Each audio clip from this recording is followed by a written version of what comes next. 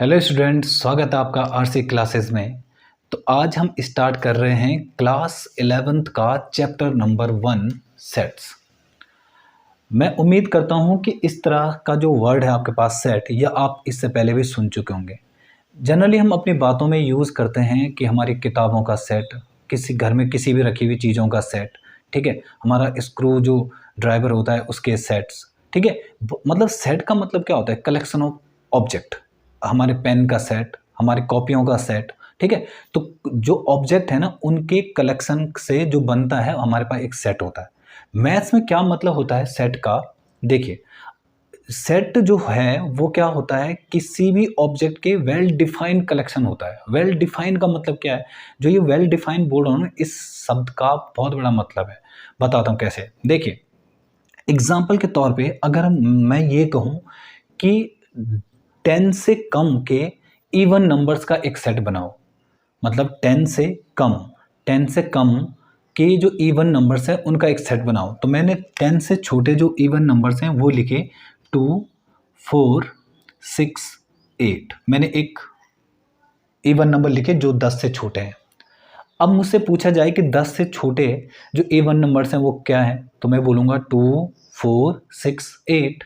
किसी और पर्सन से पूछा जाए कि 10 से छोटे जो इवन नंबर्स हैं वो बताओ, तो 10 से छोटे इवन नंबर्स कौन होंगे? 2, 4, 6, 8। हर कोई इंसान यही बताएगा 2, 4, 6, 8।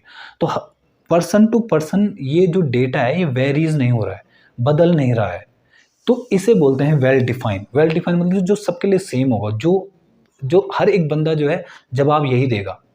अगर मुझसे पूछा जाए कि एक 15 से कम जितने भी ऑड नंबर्स हैं उनका एक सेट बनाओ, तो 15 से कम जो भी ऑड नंबर है कौन है? सबसे पहले 1 है, फिर 3, 5, फिर 7, 9 और 11 और 13। मैंने क्या कहा? 15 से कम जितने भी ऑड नंबर हैं उनका एक सेट बनाओ, तो मैंने ये लिखा। तो अगर किसी भी और पर्सन को पूछा जाए कि 15 से कम के जो भी ऑड नंबर हैं, पॉजिटिव ऑड नंबर्स, ठीक है, तो वो कौन है? तो हर कोई जवाब यही देगा। हर कोई जवाब यही देगा कि पॉजिटिव जो ऑड नंबर्स हैं उनको बताओ। तो हर कोई यही जवाब देगा। तो हर किसी इंसान के लिए ये सेम है, तो इसको बोलते हैं वेल डिफाइंड। अब एग्जाम्पल के तौर पे एक और बताता हूँ कि जैसे कि माना मुझसे पूछा जाए कि मोस्ट फेवरेट राइटर जो हैं इंडिया के, उनका नाम बताओ। अब माना मुझसे पूछा गया कि मोस्ट फेवरेट जो राइटर हैं उनका नाम लिखो, तो मैंने माना पहला नाम लिखा प्रेमचंद का, प्रेमचंद, ठीक है। और दूसरा नाम लिखा मैंने अरुंधति रॉय, ठीक है। अब कुछ और नाम भी लिखूंगा मैं इस तरह से, तो मैंने कुछ 2-4 नाम लिखे और हो गया। अब किसी और इंसान से पूछा जाए कि मोस्ट जो पॉपुलर हैं या मोस्ट फेवरेट जो राइटर हैं उनके नाम लिखो, जरूरी थोड़ी ये नाम लिखेगा, वो कुछ और नाम भी तो लिख सकता है। उसे लगता है कि प्रेमचंद उतना फेवरेट नहीं है, अरुंधति राय उतना वो चेतन भगत का नाम लिखे या किसी और का नाम लिखे, ठीक है। तो ये वेल डिफाइंड कलेक्शन नहीं है। वेल डिफाइंड क्यों नहीं है? मेरे लिए फेवरेट कोई और होगा, किसी और के लिए कोई फेवरेट कोई और होगा, थर्ड पर्सन के लिए कोई फेवरेट कोई और होगा। अगर माना मुझसे पूछा जाए कि मोस्ट डेंजरस जो एनिमल है उनके नाम लिखो, तो मैंने माना 3 नाम लिखे, टाइगर, लॉयन और कुछ और, ठीक है। तो किसी और से पूछा जाए अगर, तो जरूर थोड़ी वो यही बताएगा डेंजरस। हो सकता है उसके लिए कोई और डेंजरस हो, ठीक है। तुमसे पूछा जाए कि तुम्हारे जो मोस्ट डेंजरस लगता है तुम्हें वो कौन है, कई लोग तो मैथ्स के टीचर का नाम ही लिख देंगे, ठीक है। तो कहने का मतलब यह है कि वेल डिफाइन होना चाहिए। वेल डिफाइन का मतलब है कि प्रत्येक बंदे के लिए, प्रत्येक पर्सन के लिए वो जो डेटा है वो वेरीज नहीं करना चाहिए, सेम होना चाहिए सबके लिए, तब बनेगा हमारा एक सेट। क्लियर है? ये समझ में आया आप लोगों को कि सेट कौन सा हो सकता है और कौन सा नहीं हो सकता?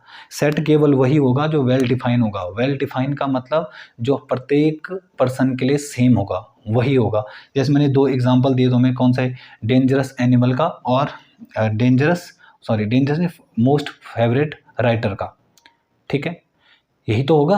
अब ये दोनों नहीं हो सकते। कौन सा एनिमल वाला जो एग्जांपल था और साथ में ये वाला जो राइटर वाला था वो नहीं होगा सेट। क्यों नहीं होगा? क्योंकि प्रत्येक पर्सन टू पर्सन के लिए वेरी कर रहा है, हर पर्सन के लिए अलग अलग हो रहा है। ठीक है, अब बात करते हैं कि सेट को रिप्रेजेंट करने के हमारे पास कितने तरीके हैं। समझ में आया? तो सेट को रिप्रेजेंट करने के हमारे पास 2 तरीके हैं। उससे पहले मैं आपको ये बता देता हूँ कि सेट को लिखा कैसे जाता है।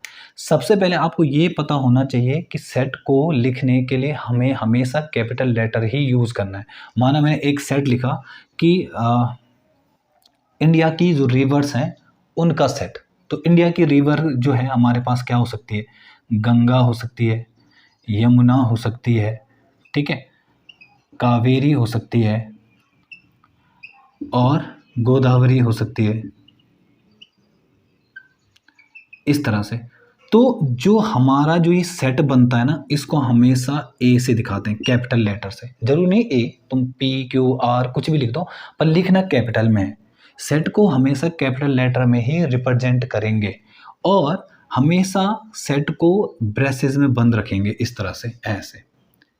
ये हमारा सेट बन गया। तो जो सेट के अंदर ये जो है ना, जैसे गंगा, यमुना, कावेरी, गोदावरी, इनको ना हम एलिमेंट बोलते हैं। क्या बोलते हैं? एलिमेंट। इनको हम एलिमेंट बोलते हैं और हमेशा इस ब्रेसेस में ही बंद करेंगे, इस ब्रैकेट में ही बंद करेंगे। क्लियर है? कभी आप अगर ऐसा सोच रहे हो कि ऐसा लगाएं, हम यहाँ लिखेंगे गंगा, यमुना और ये इस तरह से, नहीं, ये नहीं माना जाएगा। ये गलत तरीका है सेट को रिप्रेजेंट करने का। अगर आप सोच रहे हो कि मैं ऐसे ऐसे बनाऊं, नहीं, तो यहाँ पे मन मर्जी नहीं चलेगी।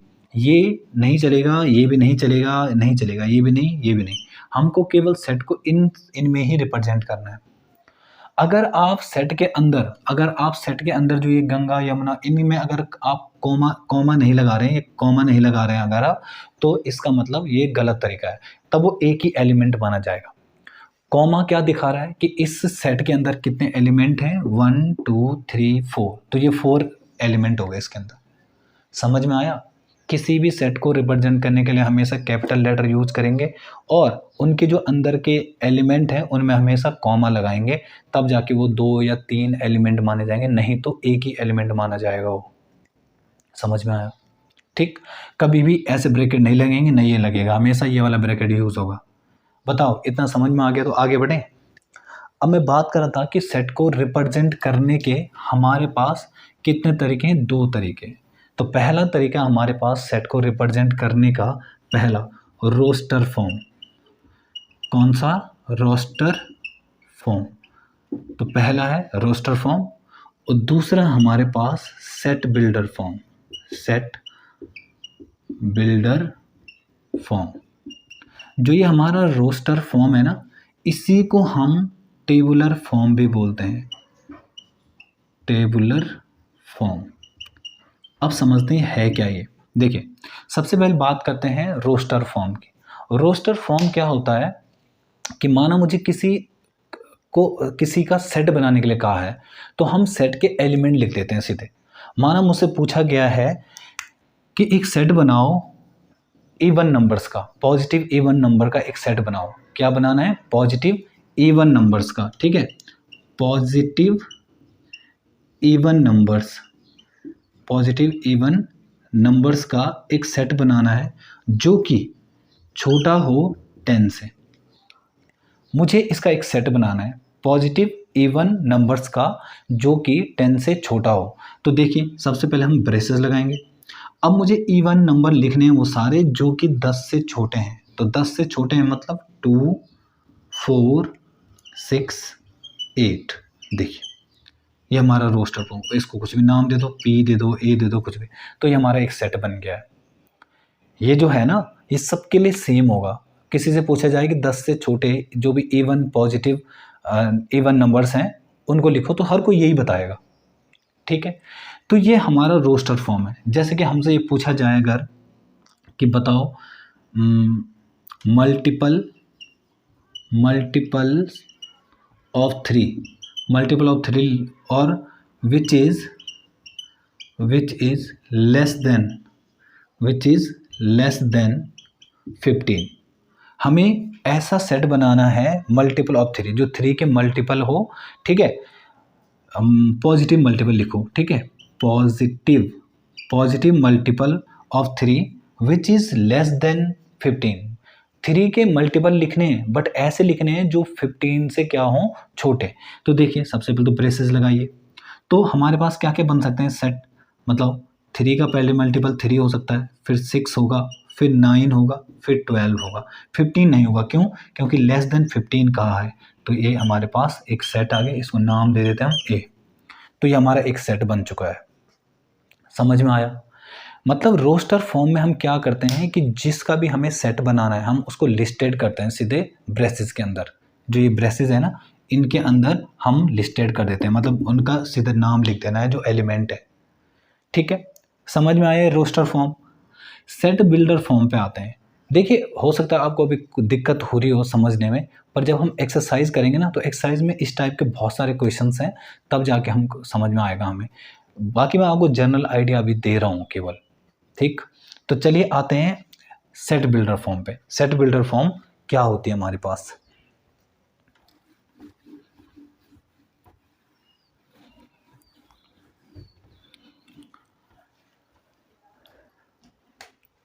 तो बात कर रहे हैं हम सेट बिल्डर फॉर्म की। सेट बिल्डर फॉर्म क्या है? माना हमारे पास एक सेट है A इक्वल टू, और मैंने ये लिखा है 2 4 8 16 32, और मैंने कहा है कि देखो ये कौन सी फॉर्म है, ये हमारे पास रोस्टर फॉर्म है कि नहीं? रोस्टर फॉर्म, क्योंकि इसमें एलिमेंट लिखे गए हैं ना। जिस फॉर्म में एलिमेंट आपको ब्रैकेट के अंदर बन बने मिलते हैं, ये इसको हम रोस्टर फॉर्म बोलते हैं या फिर टेबुलर फॉर्म कहते हैं। अब आते हैं हम सेट बिल्डर फॉर्म पे। देखिए इसी एग्जांपल को अगर मैं सेट बिल्डर फॉर्म में लिखूं तो सेट बिल्डर फॉर्म में हम करते क्या है, जो हमारे एलिमेंट है ना उनकी प्रॉपर्टी लिखते हैं। प्रॉपर्टी मतलब उनके बीच कुछ ना कुछ रिलेशन तो होगा। देखिए आपको क्या लग रहा है कि ये सारे क्या हैं? कई लोगों को लग रहा होगा सर ये तो इवन नंबर्स हैं, बट इवन नंबर्स तो हैं ही, पर इवन नंबर्स को हम डिफाइन कैसे करेंगे? इवन नंबर होते हैं तो 2 इसके बाद 6 का है, समझ में आया? 2 4 फिर 6 कहाँ है? 8 फिर 10 12 14 ये कहाँ है? तो वो इवन नंबर नहीं, हम इनको डिफाइन कर सकते। हम क्या लिखेंगे इनको? देखिए सेट बिल्डर फॉर्म में लिखने के लिए एक तरीका है हमारे पास कि हम क्या करेंगे, सेट ए जो है वो किस तरह से है, एक्स सच दैट, ठीक है, एक्स इसको कोलन कहते हैं, कोलन, ठीक है। एक्स सच दैट क्या है, x x x equal to 3 2 की पावर n। अब बताता हूँ कैसे। और जहाँ पे n जो है वो 1 के बराबर और 1 से बड़ा, ठीक है। n जो है वो क्या है यहाँ पे, सॉरी 1 से बड़ा और 1 के बराबर है n की वैल्यू, और किस से छोटा है, 5 से छोटा और 5 के बराबर। अब समझाता हूँ देखो कैसे। ये हमारा सेट बिल्डर फॉर्म है। सेट बिल्डर फॉर्म का मतलब है हमारा कि हम ना इनकी प्रॉपर्टी लिख रहे हैं। देखिए आपको लग रहा है यहाँ पे कि अगर मैं इसको मैं ऐसा लिख सकता हूँ 2 की पावर 1 2 की पावर 2, फिर इसको क्या लिख सकता हूँ मैं 8 को 2 की पावर 3, फिर इसको क्या लिख सकता हूँ 2 की पावर 4 2 की पावर 5। देखिए ना 2 की पावर 1 2 होती है, 2 की पावर 2 4 होती है, 2 की पावर 3 8 होती है, 2 की पावर 4 16 होती है, 2 की पावर 5 32 होता है। तो देखिए मैंने ऐसा लिखा कि x जो है वो क्या है, ये सब x है। तो x क्या है, 2 की पावर n है। n मतलब जो n की वैल्यू 1 के बराबर और 1 के बराबर और 1 से बड़ी बड़ी बड़ी वो कितनी है, 5 तक। समझ में आया? तो देखिए यहाँ पे अगर मैं यहाँ पे 2 की n की जगह 1 रखूँ तो 2 की पावर 1 मतलब 2, 2 की पावर 2 मतलब 4, 2 की पावर 3 मतलब 8, 2 की पावर 4 मतलब 16, 2 की पावर 5 मतलब 32। तो ये हमारा क्या हो गया, set builder form. Set builder form में हम क्या करते हैं, प्रॉपर्टीज लिखते हैं एलिमेंट्स की। एक एग्जांपल और देता हूँ, जैसे कि माना हमारे पास एक सेट है ए, और इस तरह से लिखा गया है हमारे पास कि 3 मतलब 1 3 5 7, इस तरह से। अब देखिए क्या लगता है आपको, ये जो एलिमेंट है ना इनकी प्रॉपर्टी पहचानो जरा, इनकी प्रॉपर्टी है क्या? इनकी प्रॉपर्टी क्या है कि ये सब ऑड नंबर्स हैं, बट कैसे ऑड नंबर हैं, जो कि 9 से छोटे हैं। देखिए इसके बाद 9 ही तो आएगा जो ऑड नंबर आएगा। तो हम यहाँ पे क्या लिखेंगे कि सेट ए जो है कुछ इस तरह से है, एक्स सच दैट, एक्स है, ये सब एक्स हैं, पर वो एक्स क्या है, एक्स एक्स इज क्या, ऑड नंबर्स। एक्स जो है ऑड नंबर है जो कि किससे कम है, एक्स ऑड नंबर है और किससे कम है, 9 से। ठीक है, अब देखो 9 से जो कम ऑड नंबर है वो यही तो होंगे। अब आप सोच रहे हो 8 क्यों नहीं लिखा, पर 8 ऑड नंबर थोड़ी है। देखिए 9 से छोटे जो ऑड नंबर्स हैं वो यही तो आएंगे सारे। क्लियर है, तो ये हमारी सेट बिल्डर फॉर्म हो गई। आई होप कि आप लोगों को समझ में आ रहा है। ठीक है, चलिए जो ये था ना इंट्रो, ये केवल एक्सरसाइज 1.1 का था। मैं क्या करूँगा कि हर एक्सरसाइज से पहले जो इंट्रो दूंगा वो केवल उस एक्सरसाइज का होगा। एक साथ बताऊंगा तो शायद आपको जो है समझने में दिक्कत हो, सारे टॉपिक्स एक ही बार ना समझाए जाएं। उससे अच्छा है कि जितना मैंने अभी बताया वो आपको 1.1 में काम आएगा, फिर 1.2 में आने से पहले मैं 1.2 का इंट्रो दूंगा पहले, तब आएंगे एक्सरसाइज पे। तो चलिए करते हैं एक्सरसाइज।